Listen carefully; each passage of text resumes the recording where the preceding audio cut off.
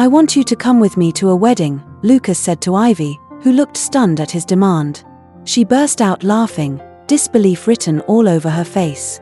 "You must be joking," she said dismissively, but Lucas wasn't smiling. His expression was serious, almost desperate. "I'll pay you 10 million, he said, his voice steady but with an underlying urgency. Ivy's laughter faded instantly as her eyes widened in shock. She had never touched that kind of money before. Here stood a man, well-dressed, confident, and leaning against an expensive car, asking her to join him at a wedding and pretend to be his woman. It didn't make sense. Ivy was a homeless 25-year-old woman who had seen the worst that life could throw at her. Just a few years ago, she had a home. A small, modest apartment in the outskirts of the city.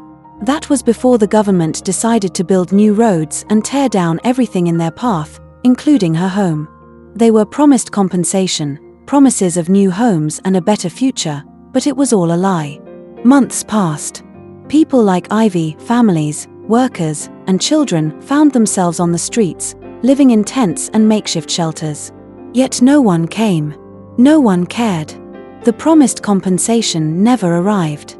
The government's words turned to dust, and Ivy was left to navigate the cold, harsh streets with nothing but the clothes on her back. When she lost her home, she also lost her job. The company she had worked for claimed they cared about their employees, but in reality, they cared more about their reputation than the well-being of the people who made their business thrive.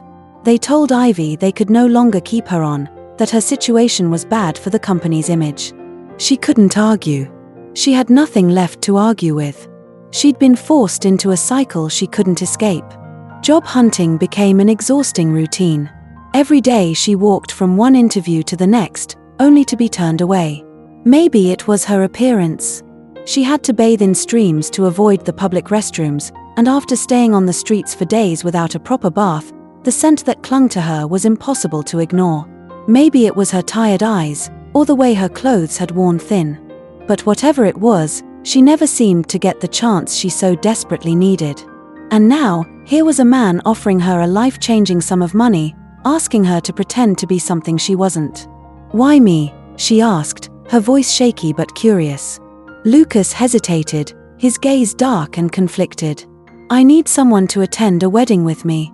I'm supposed to bring someone, and I need it to look real." Ivy frowned, her confusion only deepening. "I'm not asking for anything crazy," Lucas continued, as though trying to reassure her. "Just, come with me, pretend to be my partner for the night. There are people I can't afford to disappoint." Ivy's eyes narrowed. "What's in it for you?" Lucas hesitated again, almost as though he was debating whether to be completely honest with her. "It's complicated. The people at this wedding, they're from my past. I need them to think I'm happy, that I've moved on." A million questions rushed through Ivy's mind. What kind of man would ask a stranger, someone who had nothing, to pretend to be his partner for a night? And why would she agree to it, especially when it felt so wrong? But then the thought of $10 million hit her, and Ivy couldn't ignore the temptation. 10 million could change everything. It could take her off the streets for good, give her a future, a chance to rebuild. But there was a price to it. There was always a price. She thought about the cold nights, the hunger, the constant struggle.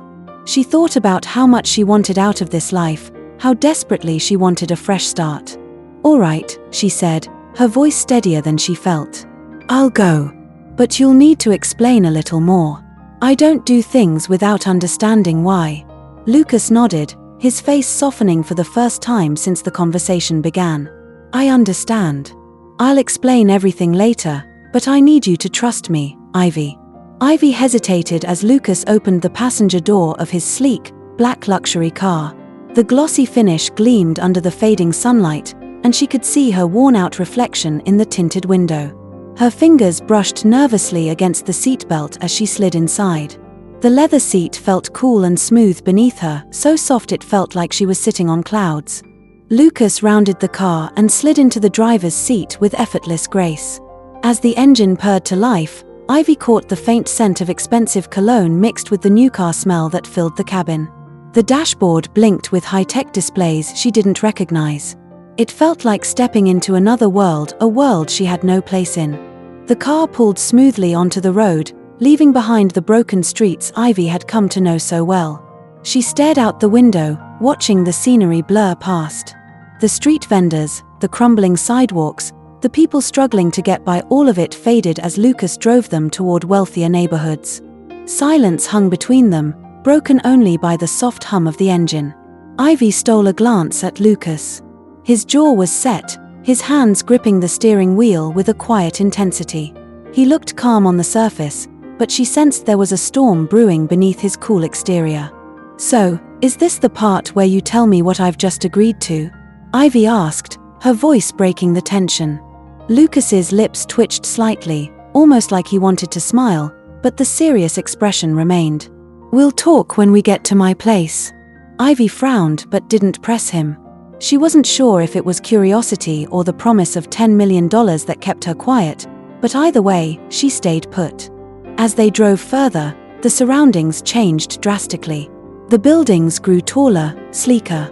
Ivy spotted high-end boutiques, restaurants with gold-lettered signs, and people strolling casually with designer bags slung over their shoulders. She felt a pang of discomfort. She had spent so long on the outskirts of this world that seeing it up close felt like stepping into a dream or a nightmare, depending on how you looked at it. Finally, the car slowed as they approached a gated driveway. Ivy's mouth fell open slightly as the gate slid open to reveal a sprawling estate. The house, or more accurately, the mansion, stood like a modern castle, all glass and steel with sharp, clean lines. The garden was meticulously landscaped, with hedges so perfectly trimmed they looked artificial. Ivy had never seen anything like it. "Welcome to my home," Lucas said quietly as he pulled into the driveway and parked near the entrance. Ivy swallowed hard as she stepped out of the car, her shoes scuffing against the pristine stone driveway. She felt out of place, like a stain on an otherwise spotless canvas. Her heart pounded as she took in her surroundings. Everything screamed luxury, from the massive double doors to the marble steps leading up to them. "This is where you live?" she asked, her voice laced with disbelief. Lucas gave her a sideways glance as he unlocked the front door. "It's home," he said simply, pushing the door open and gesturing for her to follow. Ivy stepped inside, and her breath caught in her throat. The interior was just as grand as the exterior. Polished floors gleamed under the soft glow of chandelier lights, and the air smelled faintly of lavender and something expensive she couldn't place. The furniture looked like it belonged in a magazine, modern, sleek, and completely untouchable. She felt like an intruder. Lucas watched her carefully, as though trying to gauge her reaction. "You all right?" he asked. Ivy blinked, snapping herself out of her trance. "Yeah," she said, though her voice was quieter than usual. "I've just never been anywhere like this." Lucas gave a small nod, as though he understood. He motioned toward a set of stairs that curved gracefully up to the second floor. "Come on. We'll talk upstairs." As Ivy followed him, her eyes wandered again, taking in the artwork on the walls, the intricate details in the architecture. Everything felt surreal, like she had stepped into someone else's life. And in a way, she had. Once they reached the second floor, Lucas led Ivy down a long hallway lined with tall windows and intricate light fixtures. He stopped in front of a door at the far end and pushed it open. Ivy stepped inside, expecting something simple, but what she saw left her speechless. The room was massive. A king-sized bed sat in the center, covered in silken sheets and flanked by elegant nightstands. A crystal chandelier hung from the ceiling, casting soft light across the polished wooden floors. A sleek vanity table, a plush sofa, and a flat-screen TV mounted on the wall completed the picture. It wasn't a guest room, it was a five-star suite. Lucas leaned against the doorframe, watching her reaction with mild amusement.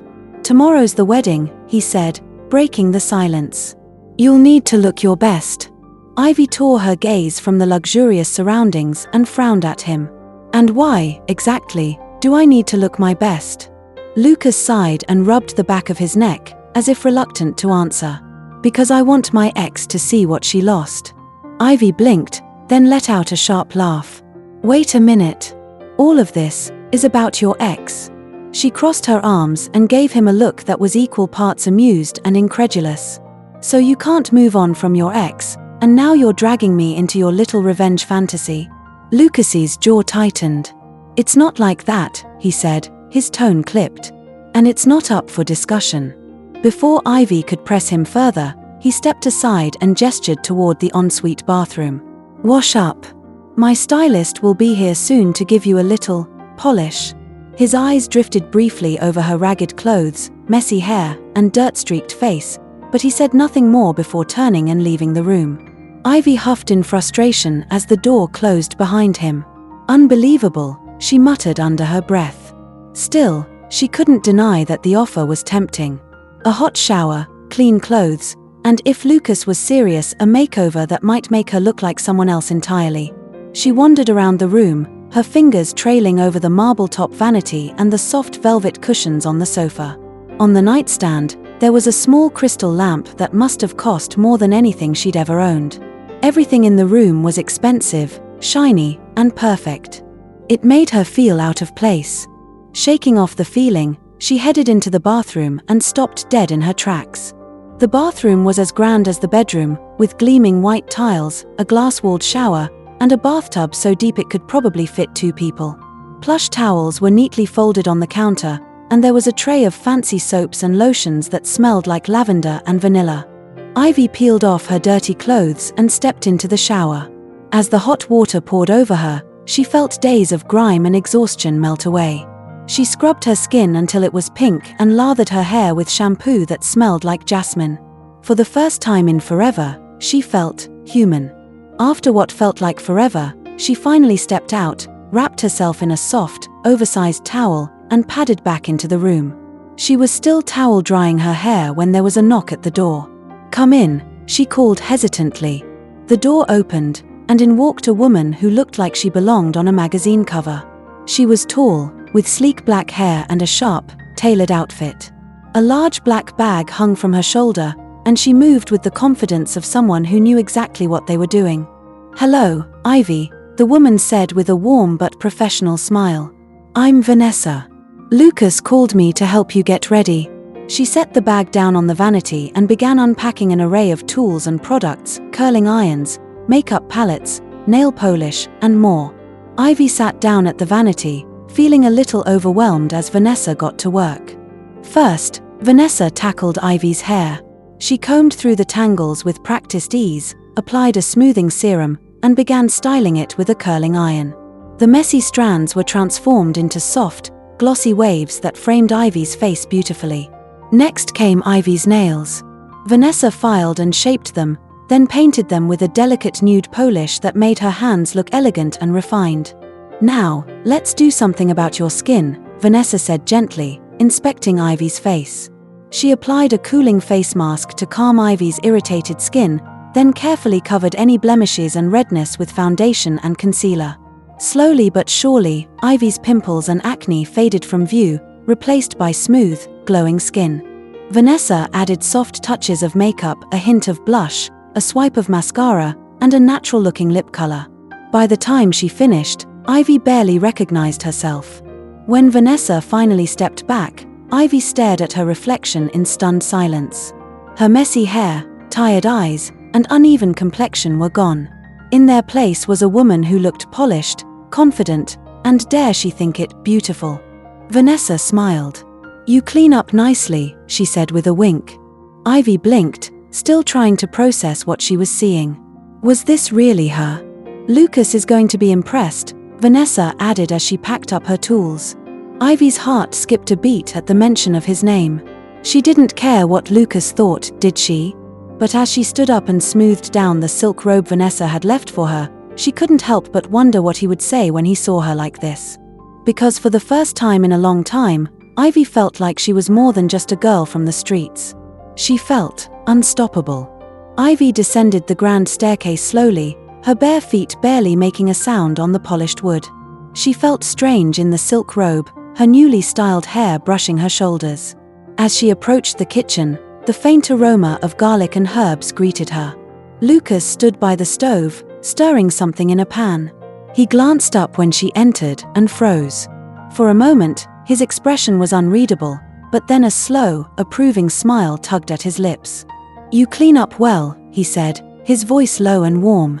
Ivy shrugged, trying to ignore the way her heart fluttered at his gaze. "It's mostly the stylist's magic."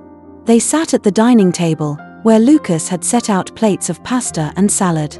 They ate quietly, the tension from earlier lingering, though it was softened now by an odd, unspoken understanding.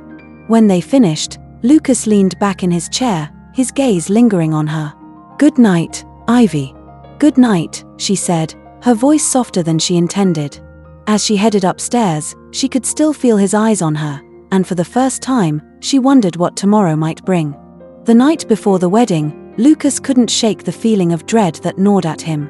The hours spent in his lavish home, surrounded by luxury and comfort, seemed to slip away in a blur of memories. He stared out of the large windows, watching the darkened cityscape below, but his mind was far from the present. It was somewhere else, back in the past, with her. Halida. He had loved her with everything he had. She had been the center of his world, the one he thought he would build a future with. He had been a fool, really. So blind to her faults, so willing to overlook the cracks in their relationship. She was his first real love, beautiful, charming, and effortlessly captivating.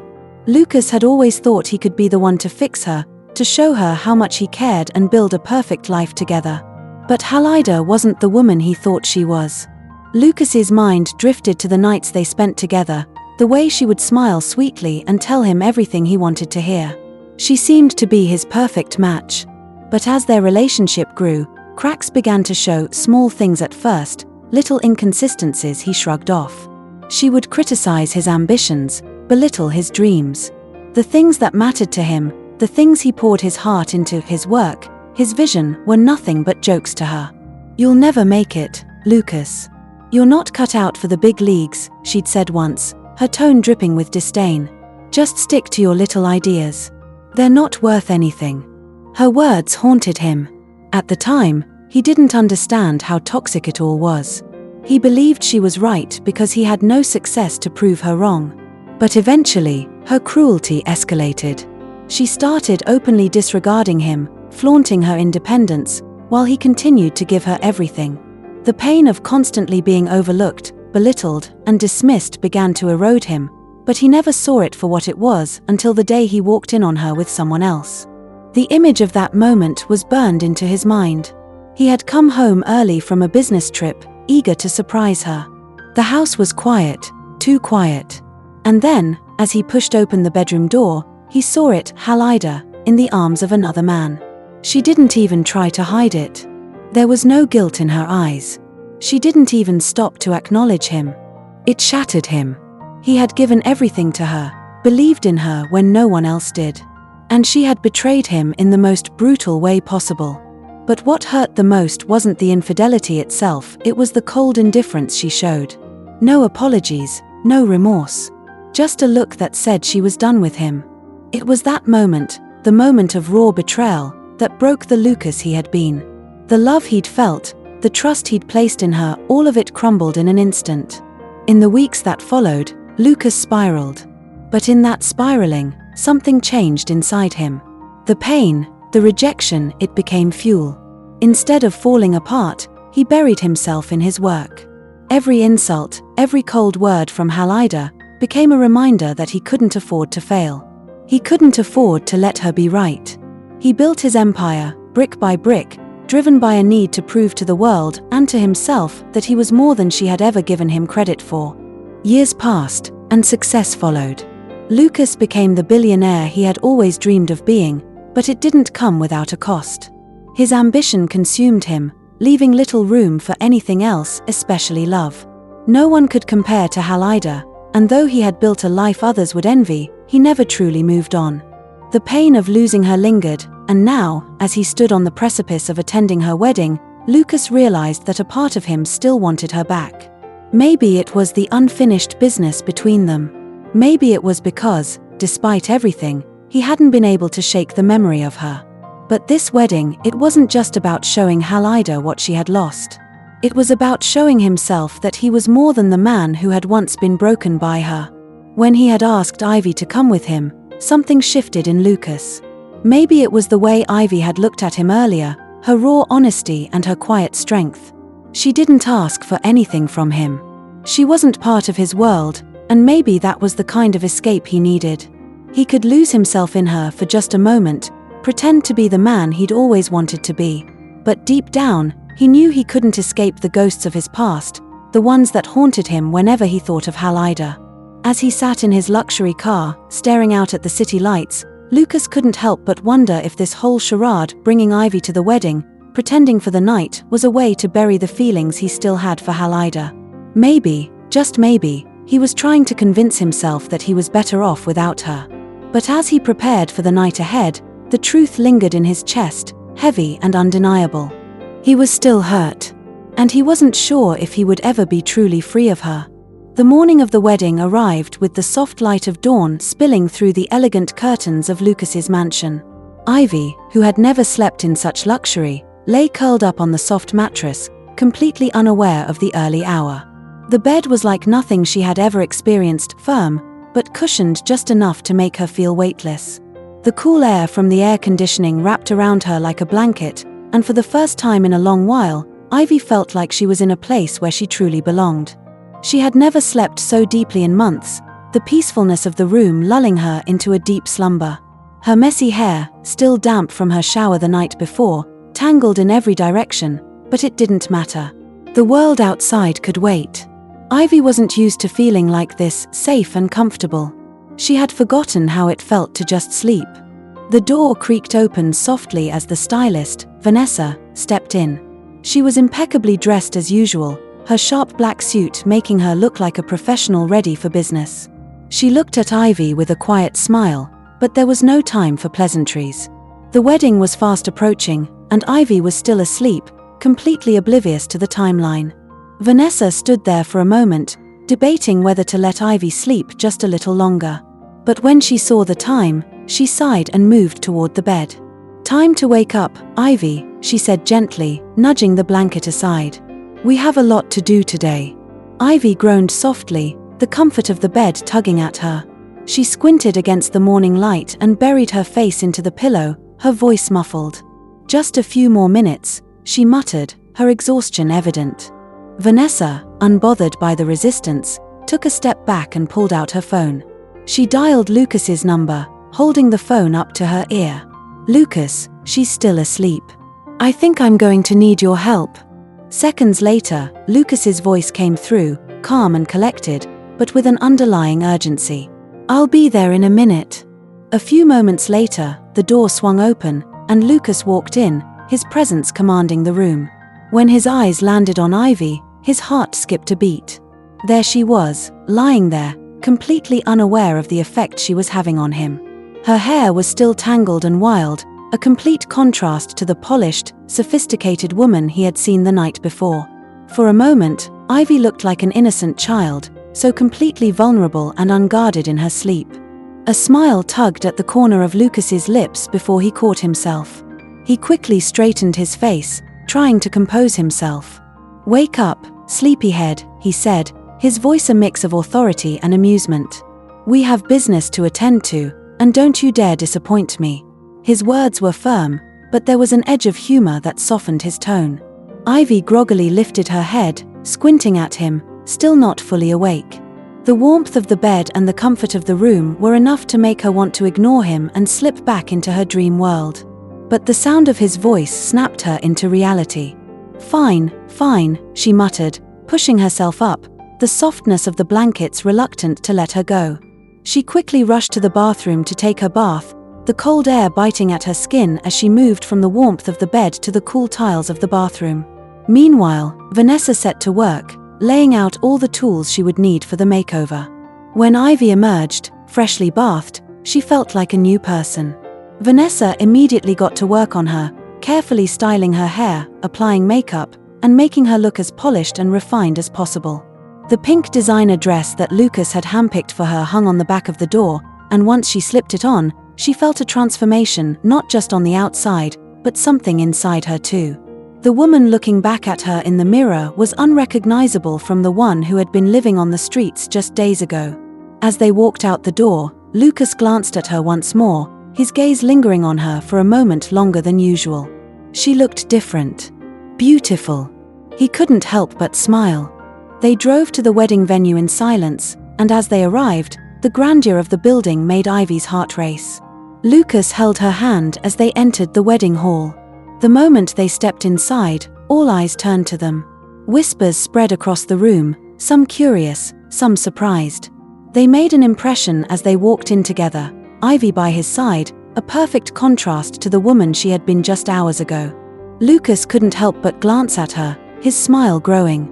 Ivy, for once, felt like she was stepping into a world where she belonged. And as they walked hand in hand, she couldn't help but wonder if this was the beginning of something bigger than either of them could understand.